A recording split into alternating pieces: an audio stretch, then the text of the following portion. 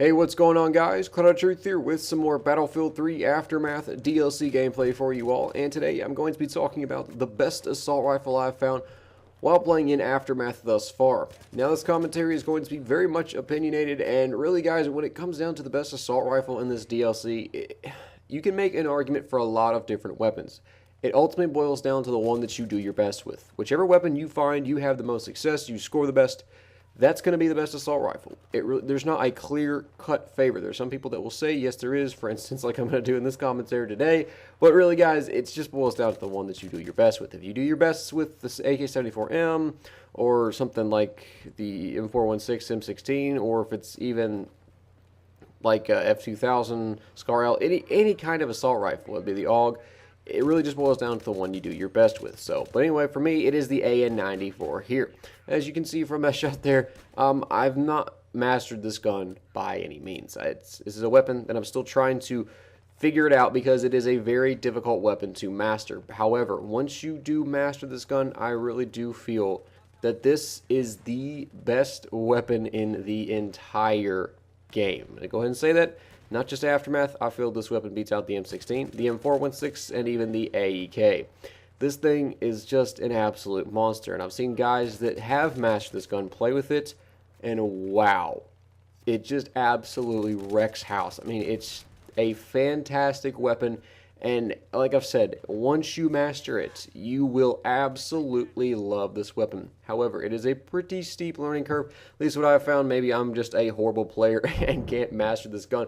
I'm okay with it. I'm not bad. But I've by no means gotten really good with this gun. And that's something I want to do because, like I've said, this gun is fantastic. I watch guys that master this gun just beat out AEKs, they beat out M16s, and even guns like an MP7 in close quarters you can beat out.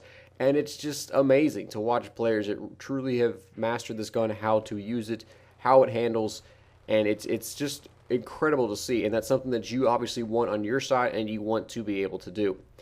So really, why is the AN94 just such an absolute beast of a weapon here in Aftermath? Well, there's a couple of different reasons, and actually one of the biggest ones is that because of the different engagement types, because of the close quarters, medium, and long range engagements, you're going to need a weapon that for the most part can handle all of those engagements. Now, some guys are immediately going to go to the M416 or even the AUG, or even the M16A3. Now, those three weapons are good choices. You can use them for that, and they'll probably do pretty well. However, the AN94 with its 2-round burst really makes this gun a formidable foe to medium long range, which generally everyone knows about. Pretty much everyone that plays Battlefield 3 consistently knows how good the AN94 is when it comes to medium to long range engagements. However, one thing a lot of people don't realize, which actually I was one of them, I didn't know this for really the longest time, when it comes to the 2-round burst and the 1200 RPM on it, is that that's not necessarily how fast the two bullets travel together, but it's actually the speed in which you can pull the trigger to get the max fire rate out of this weapon. However, do be cautious though, it can jam. Now it's possible I'm just pulling the trigger at the wrong time. However, I have found that while pulling the trigger, it just will stop shooting sometimes. So it does feel like it's still jamming up.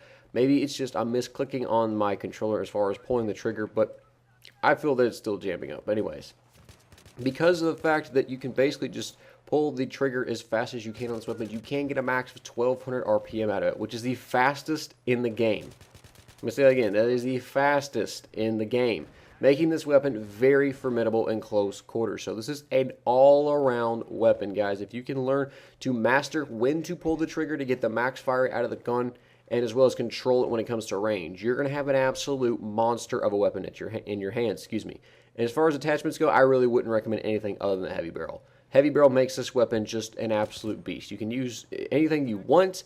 However, the heavy barrel just increases its accuracy just absurd.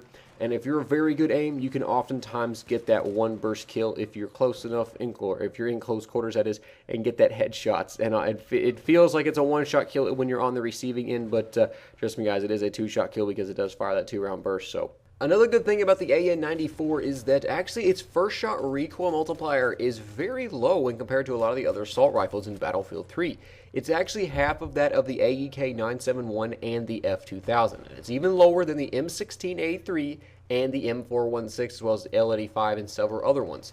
It is tied with a couple different assault rifles, though, with its first shot recoil multiplier of only 1.5, and the only assault rifle that beats it out in that category is the G3A3, but it's only at 1.4.